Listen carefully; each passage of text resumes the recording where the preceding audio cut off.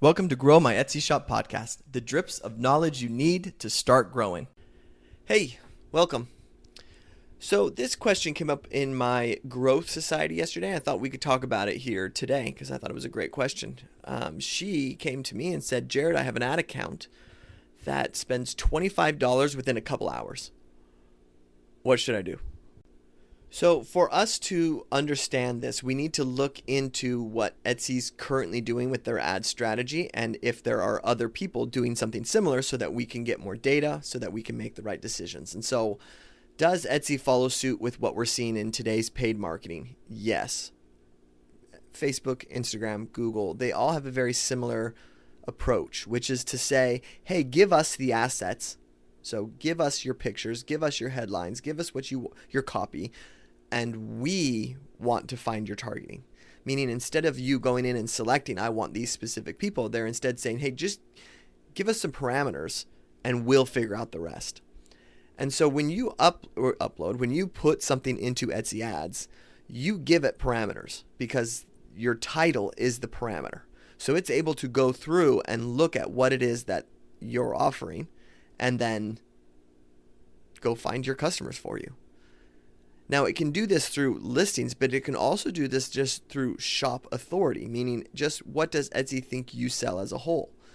And so if you are a woodworker and you're placing a bunch of woodworking products up there and Etsy knows that you're a woodworker, most likely it's going to be able to figure out what it is that you're selling. This is where the strategy of keyword padding can work against you. It's why it's advised against at this stage, because with Etsy ads, if you're keyword padding, you might have a bunch of words that don't necessarily, or let me put it this way, they're words that you wouldn't pay for. And so as suddenly when you're running ads, like organically, you're like, dude, show me to the world, I don't care. But when you start paying for those keywords, that's when you're like, oh, actually, I don't want to pay for that keyword. But if Etsy's been trained that that's what you sell because you've keyword padded, then it's kind of harder to reverse your way out of that. So we've seen Etsy try to fix this themselves. They brought in their Etsy AI title writers. It's a question I get. Jared, should I use it? The answer is no, at least not yet. No one that I know, that I respect their opinion, no one, a successful shop owner that I know, that I respect their opinion, has had success from doing this. The only times I've heard people have any success is when their SEO was already garbage. And then they did this and it did bring it up. But I think this SEO puts you at about a C. And so if you were a D or an F, then hey, it's better. But if you're a fan of the podcast, you should be around a B or an A with your SEO, and this will just take you backwards. But I think that the AI is trained somewhere along the lines of how do you simplify people's headlines? Like the AI is trying to take a complicated headline, what people tend to write, which is very patty, and then move it towards really simple. And so we can learn from that. We can learn that Etsy is wanting, or at least feels its algorithm can do better when there's more direct keywords and titles that promote what the product actually is. So there's better ways to do that, and that can be found within this podcast or within some of the stuff that I have in the Growth Society or whatever. But you don't want to simplify it so much that you don't get more reach than what's possible for your product.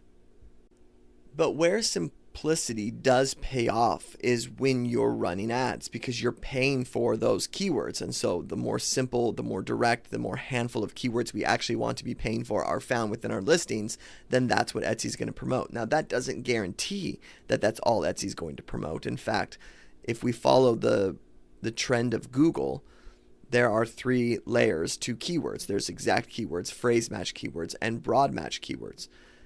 Etsy uses the term called broad match keywords within your ad account, which means that if something is within theme, a keyword is within theme. So for example, I had someone yesterday sell a jewelry organizer, and it was made of chicken wire, the back part where they can hang their jewelry. She got an order from someone searching for the keyword chicken bracelet.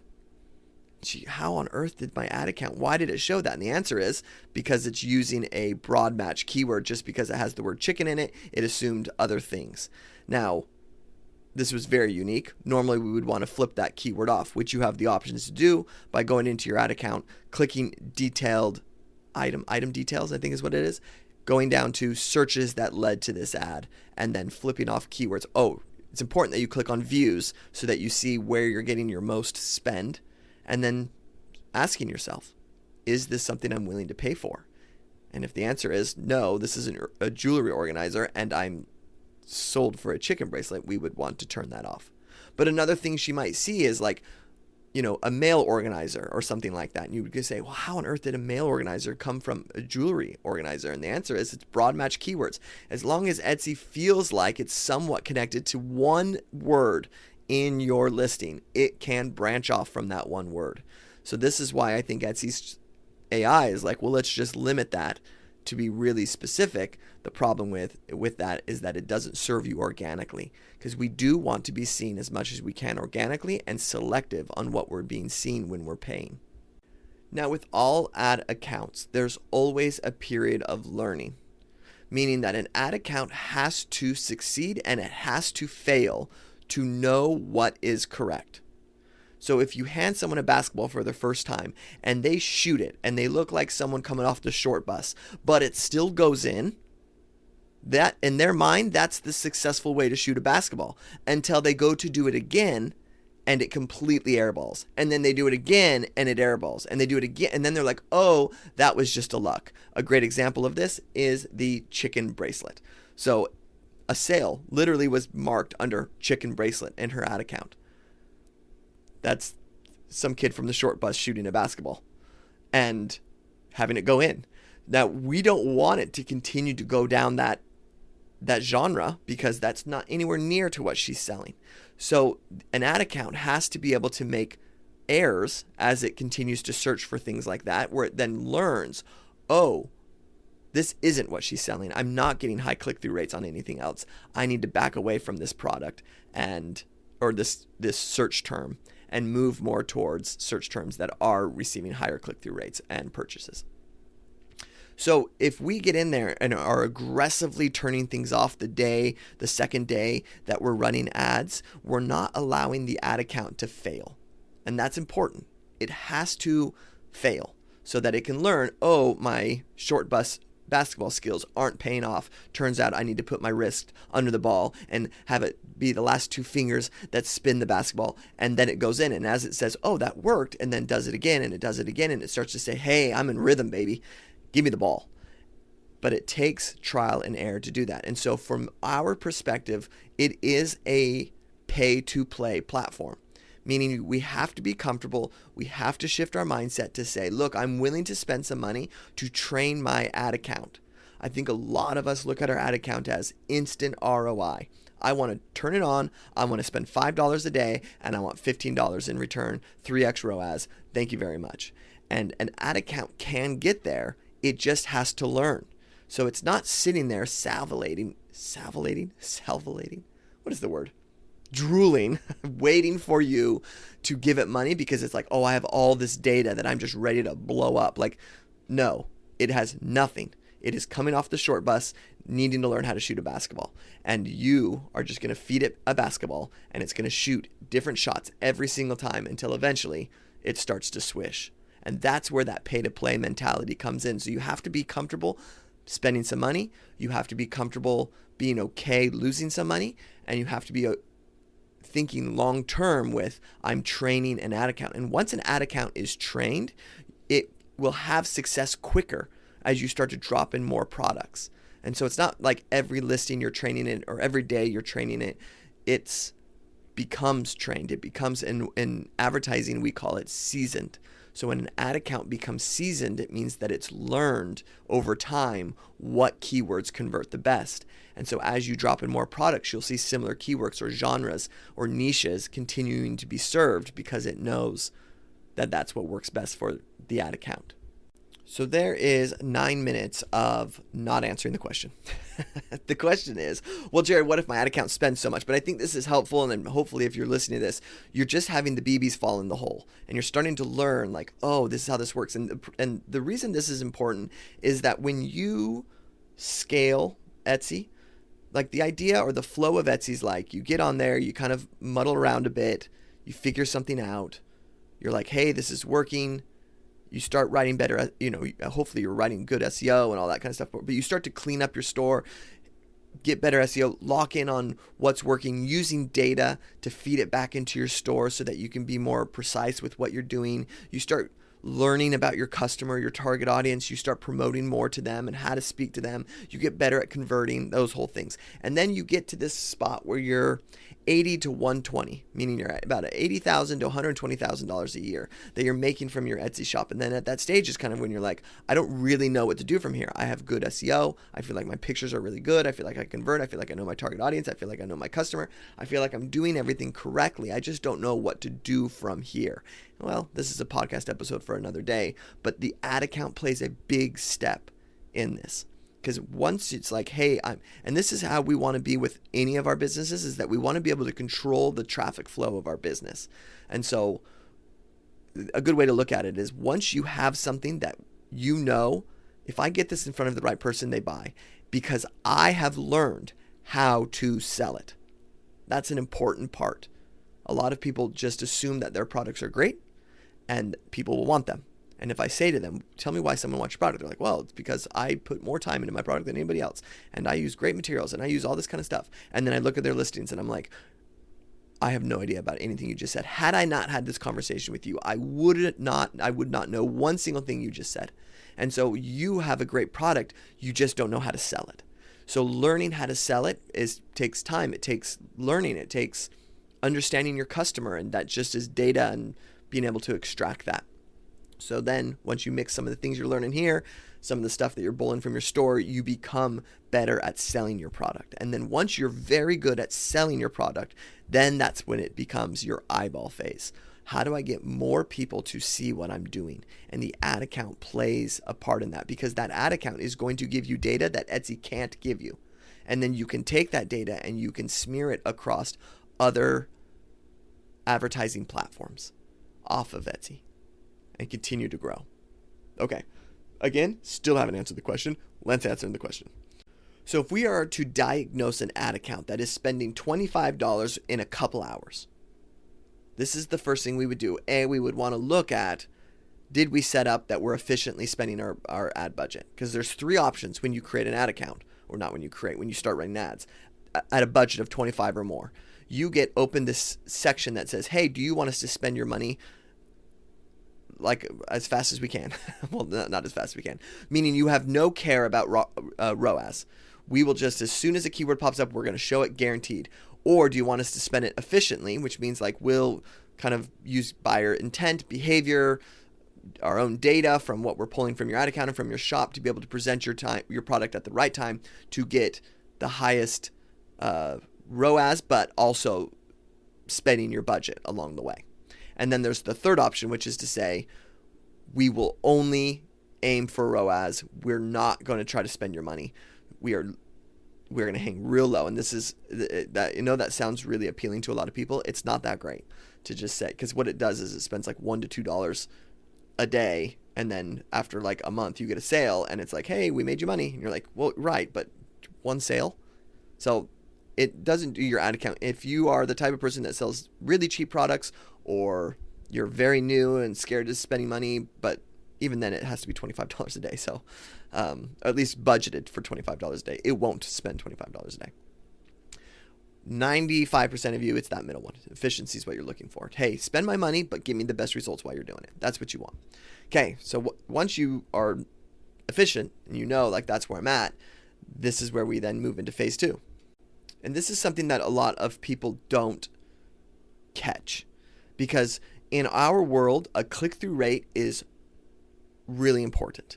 We want people clicking on our stuff. It's how you win on Etsy.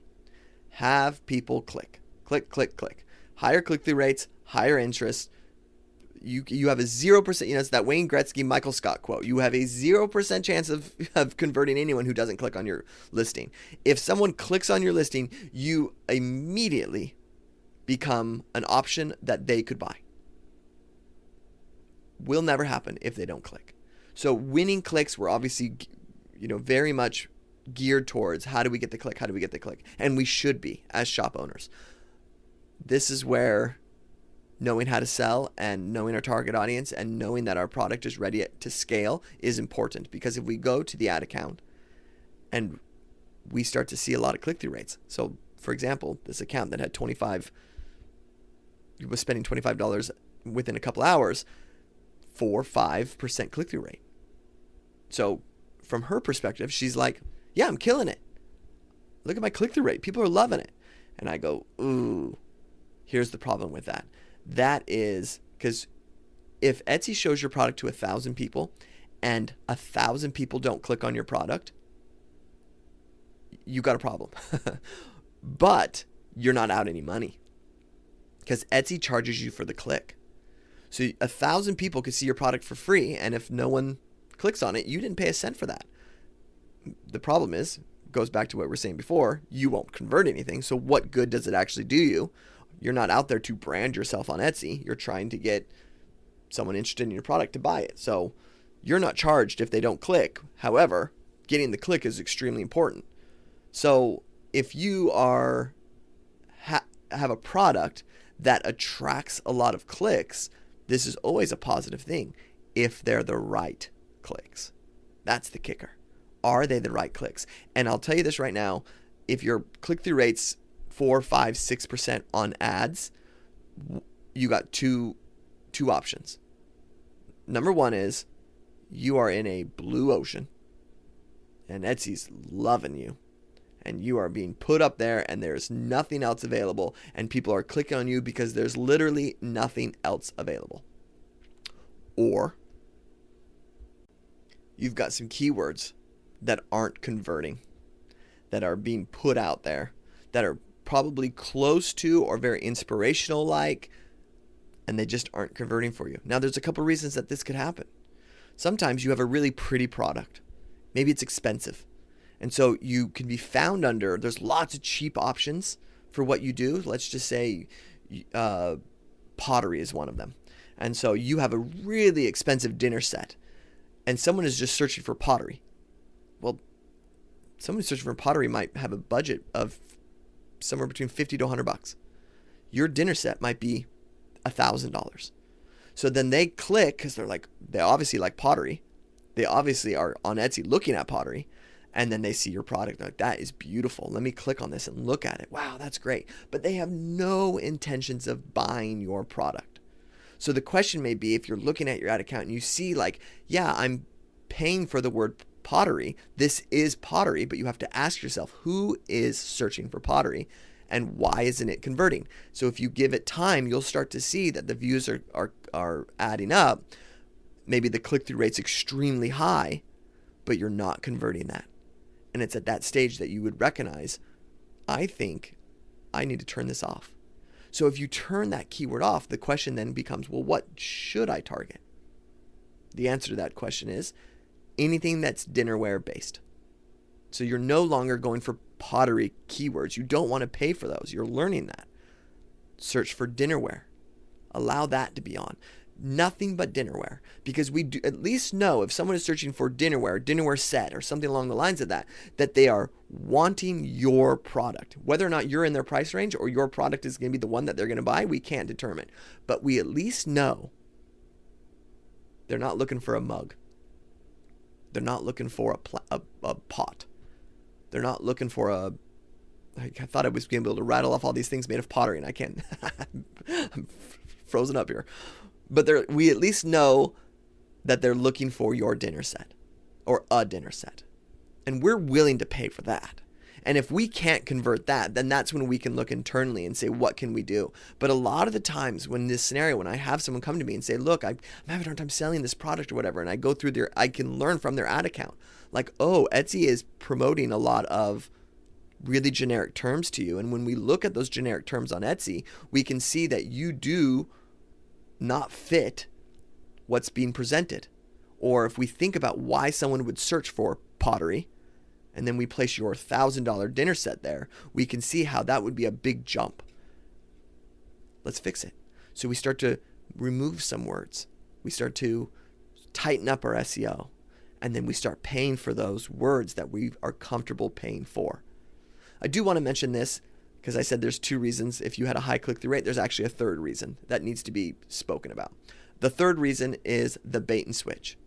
It is when your price is really low because you have something that makes it low. So you can have variety on Etsy. So let's just say, for a great example of this, going with the dinnerware set, is if the dinnerware set shows 8 plates, 8 whatever cups and the whole thing and the centerpiece and this whole thing, beautiful picture, and then it's $9.99. If their budget is $9.99 and they see something like this, they're like, oh my gosh, of course they're going to click. They need to see what this is. And then they click on it and it's like, actually it's $9.99 for just 1 cup. Did you want the whole set? That's $1,000. That can attract. Now that strategy is, this is where it gets tricky, is a good organic strategy. Sometimes.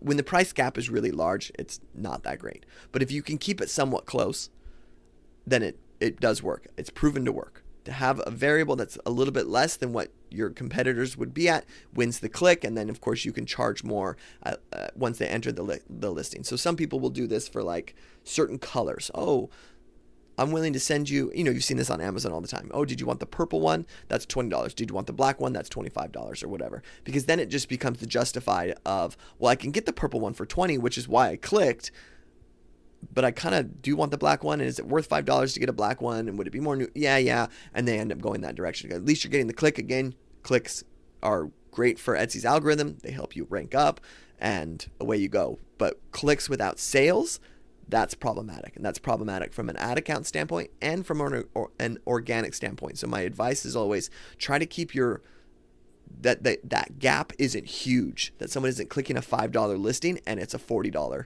actual price out the door for what the picture is. So even yesterday, when I was looking at this woman's jewelry organizer, her picture had 2 jewelry organizers on it because one was the smaller size and one was the larger size. And the advice I gave her, because of her high click-through rate, as you can see, not just this advice, I stacked advice, but one of the pieces of advice I gave her was to say, let's put 1 picture on this. And I said, don't go in and delete this because organically this does well for you. Let's just duplicate it. Make it a single picture so that they can see the product that they're getting. It's very clear. There isn't the gap between that, and at least the visual gap where they see 2 buy 1. And then let's run ads to just that one. So the one with the single one, that's the one we're going to run ads to, so our organic can continue to stay and continue to move forward. Okay, let's answer the question here. I feel like I keep getting derailed from what I'm trying to say. So in this scenario, $25 a day, it's spending super quick. What do? I look at her click-through rate. I'm like, girl, you got a high click-through rate. And that's where your money's being spent. If a lot of people are clicking on things and not buying things, you're going to spend $25 really fast without getting any ROAS from that. So what do we need to do? We need to tighten the ship. We need to make sure that we are only being shown from what we're doing. The next thing we need to do is look at the visual. Are we selling what the product is at? Does that make sense? Yada, yada, yada. The next thing is you need to make sure you're not just getting clickers. So sometimes, and this can be terrible, you can have a product that's just really pretty and people want to look at it. And so you have to be aware that if that's the case, we need to not run ads to that product, or we just need to be super selective with our keywords, which can be kind of sometimes a full-time job, getting in there and keep turning things off, because as soon as Etsy starts to see interest, it's going to start piling keywords that direction. Even if you turn them off, they can still turn back on if Etsy just feels like they want to. And so it can feel like a full-time job. Sometimes it's just easier to back off of those type of products. The next thing that we want to do once we've tightened our keywords, made sure visually that we're there, is then look at the pricing to make sure that we're not having a big gap between what we're doing. And then at the end of the day, if those 3 things aren't working for what we're doing, then I need you to drop more diversity into the ad account and maybe even pause that one for a bit. So even if it's like, but Jared, this is one of my better sellers or whatever it may be, it's like, let's just help the ad account out a bit. So this jewelry organizer woman had other things that she built. So she had things that could hold sunglasses and things that could be all down the line. So then my advice to her was, look, currently your ad account is very heavy in the jewelry organizer space. Let's move more keywords into our sunglasses holder and things like this, and see if that helps spread the budget a bit from just being spent all in one, even after we make those changes. So again, this is your last strategy after you make the changes that I'm talking about before. You then, if you're still seeing all the spend go to one product, we're going to pause it. So we're just going to flip it off for a bit. This isn't the end of the world. We're just going to flip it off and see if we can get the ad account to start feeling comfortable spending in other areas. And if we start seeing it comfortably spend in other areas and that is profitable for us, then we're going to up our budget within those areas and then turn that one back on and keep an eye on it. And if it starts to just suck budget like there's no tomorrow, then it might not be the best one to run ads to. And we just have to be okay with that. What we don't want to have happen is have one product take a majority of our budget and not produce results. We don't want it. And so I've been asked this before, and I'll end on this question, which is well, Jared, can I turn it on and off throughout the day? And that is a great strategy if you have a Q4 strategy. Sure. So in her scenario, she's like, Jared, I've got till the 17th. Today's the 5th. I've got 12 days or whatever it is to sell my product. Then I'm going to say, hey, for the next 12 days, you can use the off and on strategy, which is to turn it on during peak buying times, spend that budget quickly, and so that way you're not spending at when people are less likely to buy. And if your comfortable budget is $25 a day, we don't want it to burn out by 10 a.m. Is it a long-term growth strategy? No, it's not. Because why? Hopefully you can say it by now. The ad account won't learn. And if the ad account doesn't learn, you're throwing up what's happening is the short bus kid is getting off and throwing Hail Marys, and they're sort of landing and missing at the same time, but you're just feeding him so much basketballs that percentage-wise it's working out. Is he getting any better at shooting a basketball? No, he's not changing his form. He's not learning anything. He's just hucking up these granny shots or whatever. And so it's more important and it's more valuable and more better for your long-term growth that your ad account is trained. And so there's my advice. I do want to thank everyone who took advantage of my Black Friday sale. So between you and me, my least amount of podcast listens, meaning people who don't listen to when my they're called downloads on podcasts. When my downloads drop, it's the summer slum and right now. So about from Black Friday to the new year. And then in my January, my numbers spike. And through the whole spring, I have big numbers in the spring. Because that's when everyone's looking at their Etsy shop, looking at their goals, wants to get content and wants to make change and all that kind of stuff. So they get into the podcast at that time. Right now, this is when Etsy shops are busy and they're with their families. And so they're just not as involved in the podcast. So for those listening, hey, you might be all by yourself. Number 2. I did a Black Friday thing. I mentioned it literally on Black Friday, and I had a great response to that. And so I'm launching the new growth program, and I'm doing it kind of in a live format where I have people within the group, and we're going to do some calls in the group and things like this. And I have it for a really great price. And so it's no longer its Black Friday price, but it's still a great price. So if you are hearing this and you're like, hey, I do want to join something like that, it starts in January. And if you liked this podcast, I literally have a video of me doing this with someone's ad account in my group, which you would get 3 months free of that group if you join. So that's the other pro of this, is that the stuff that I'm talking about in this podcast is a lot of it I'm doing the work. And then I have actual videos of me doing the work so you can see it and learn from it and hear the questions being asked and that whole thing. So you can either join the group or you can take advantage of this great deal that I have, which is to get the new growth program and kind of go through the program and then have 3 months access to the group during that. So check that out. I'll put the link in the description. It's open till probably the end of the year.